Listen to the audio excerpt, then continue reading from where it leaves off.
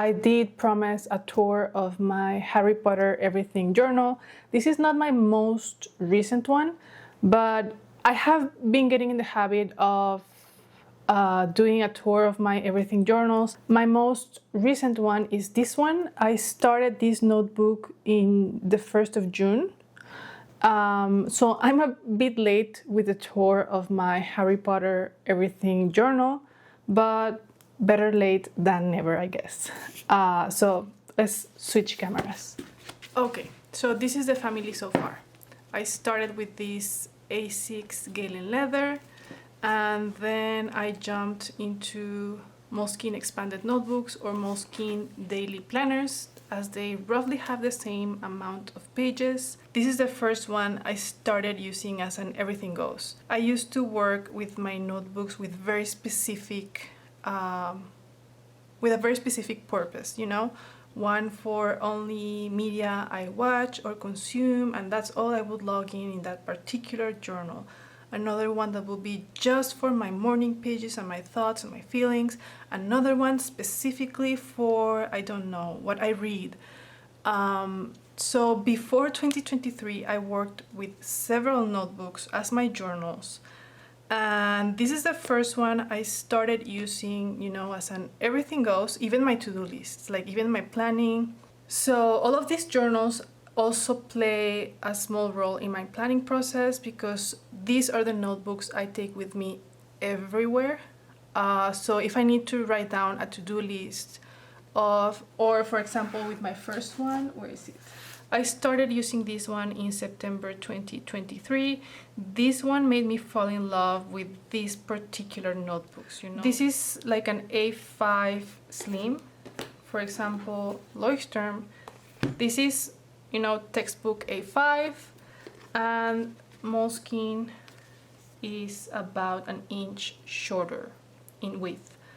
And I love the amount of pages, the thickness, everything. These notebooks have worked as my morning pages, my daily reflections. I have many planning pages because when I don't feel like working with my bullet journals or my planners, I still work with my everything journal because these are the notebooks I take with me everywhere. I have been very consistent with these notebooks since 2023. They last me roughly between 2.5 months and 3 months. I think the one that has lasted the longest was 4 to 5 months. But I think there was only one that lasted that long. I think it was this very chunky one. So this was winter 2025. It goes from December, January, and February of this year, and December of 2024. Then, and this is spring, March, April, and May. And this one is going to be summer. So I'm thinking it will last June, July, and August. That's the plan. So we're looking at spring. This is a Harry Potter edition. This is the only one where I didn't add anything to the cover because the reason I got this notebook is because I loved this cover. If you're not familiar with these ones, they glow in the dark. So this notebook sleeps in my night table and I love seeing how it glows. It was a very fun notebook to work with. And the cherry on top was that this one has the very good paper quality. If you know Moleskine, it's a lottery. You may get very good paper or terrible paper. I have made my peace with that, really. I like the size, I like the feeling of the notebooks, I like the binding. If I get very good paper, I know I can work with mixed media. If I get bad paper, I work mostly with rollerball pens and color pencils. Anyway, I showed a video, I have a video where I show kind of my setup of this notebook. I mentioned that I had a very old Harry Potter planner that I never used because I was too precious with it. And since I got this Harry Potter Moleskine, I thought I will make the best of the paper I have in that very old planner. And I love the way this turned out. I also had this washi with Hedwig. And here's my notebook. It is broken because I broke it. I received as a gift this black it's kind of a calle notebook, but this is not from Moleskine. This is from a Mexican brand, Mr. Rouge, and my idea was to have these together. But as you can see, it doesn't really work. At least not in a very neat way. So in my head, I thought it would help if I cut some of the initial pages, all of the monthlies and the extra pages, I cut them off. And I made this gap to attach a string in here. So this had a string in here. And for a while I was carrying this notebook like so. I mean, it's not terrible, but it wasn't very comfortable to write in this. So I had to give up having this inside, and I just decided to have them, you know, next to each other. By the way, the cover of this one was like this, just black cardstock, but there was a Moleskine cover that had this design, and I tried to copy the design with a jelly pen, and I like it. And it has this quote, I think it was Dumbledore, that's and it says, "Happiness can be found even in the darkest times if one only remembers to turn on the light." Love it. So I really like the way this turned out. I was happy with my matching Harry Potter covers. And because I had them together, I guess I will start with this one. So I was using my shiny watercolors. I love playing with this paper. I was sampling some of my color pencils to see which ones worked, which watercolors didn't work. And as you can see, I was watching Arcane, and I had many games with my son in these pages, where we make up a character and then we draw a world, a magical or fantastic world, an invented world actually, and then we gave ourselves a mission, and we wrote down 3 powers and 1 weakness for each of the characters. So we had to figure out how to complete the mission. And some of the stories we made up were, I just love them. So I wrote down the stories on top of our drawings. This is a portrait that my son made of me, and I actually really like it. He only used the jelly pen for my portrait and Optimus Prime. And I asked him if it was okay for me to color the drawings, and I love the way they turn out.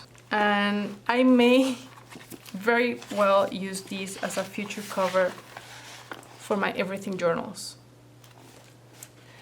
Yes, it may have to, I think it will have to be a hardcover because this is paper. So yes, I've been having lots of fun with this notebook. This is a portrait he did of himself in the style of Minecraft. So I'm also thinking about using this one.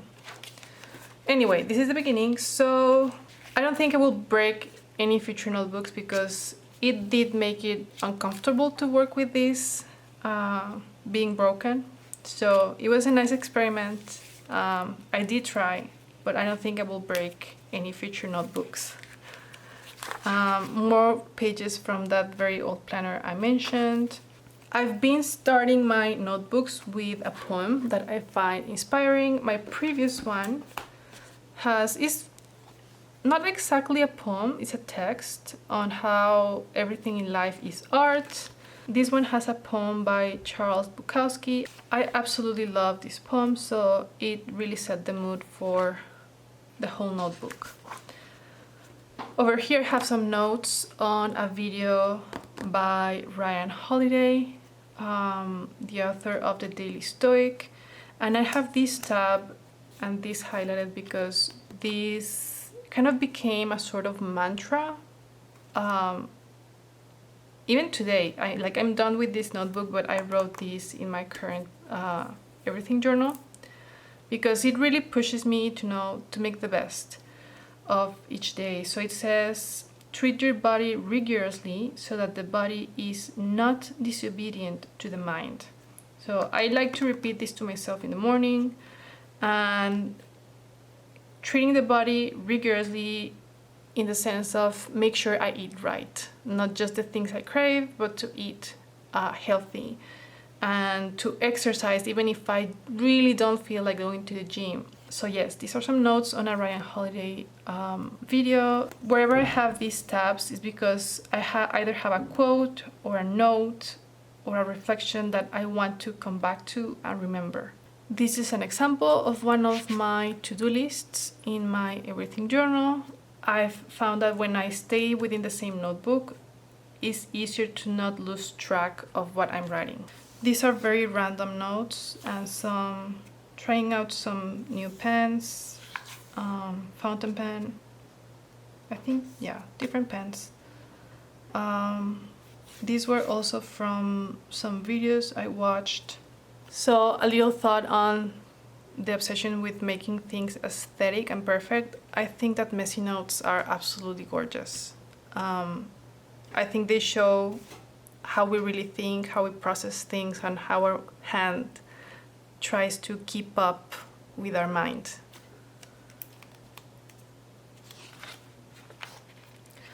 Another writing session at a coffee shop, and I was writing about how there are so many ways to meditate. If you watch baristas who are really, really into their craft, when they make coffee, it does look like a form of meditation. And I have, especially when the coffee shop is not too full and they are not in a hurry, and just pay attention to our baristas at specialty coffee shops. You can see how they are so involved. They smell the coffee and they check it. So there are many forms of meditation. Also when I see people knitting or doing crochet. So I have been taking note of all of those forms of meditation that happen when we work with our hands. Here I started, this is an example of how some pages I may just leave them like that. I heard this phrase somewhere. I think it was at a video, but I really like this particular phrase, and I left the blank page just in case I wanted to elaborate on this particular thought, on how the mind is the empire between your ears.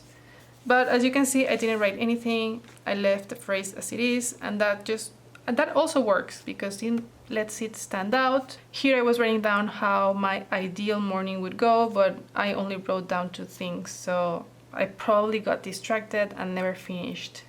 Over here I was playing with my color pencil and I wrote down to do things with intention.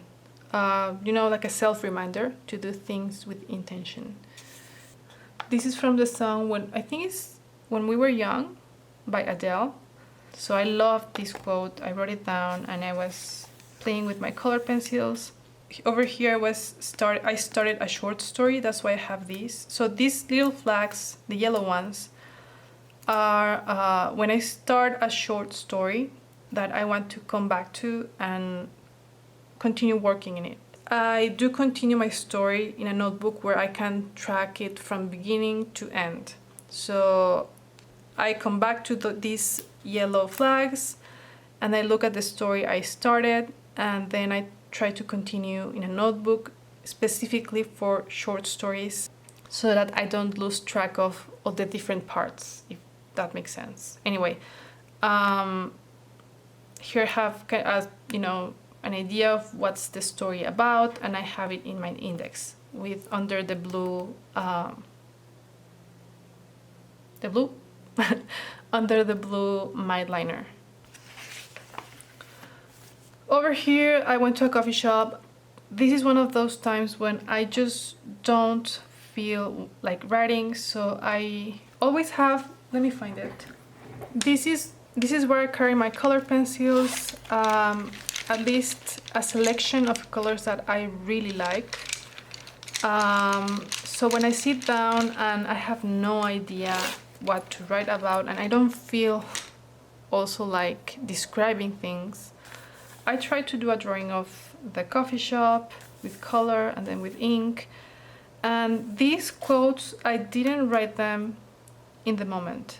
When you see quotes like these, just, you know, sprinkled on top of a drawing, it's because I heard the quote and I didn't want it to get lost among my pages. So I add those quotes with a drawing. That makes it somewhat easier to find them. So if I want to remember a quote and I'm like, oh my god, where I wrote it down, I go through my drawings because it is very likely it is with one of my drawings. And as you can see, this paper did so well with mixed media. This is watercolor.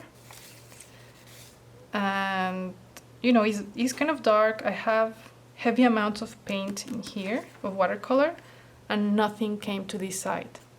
More playing with color pencils. Here is another selection I have of only pastels.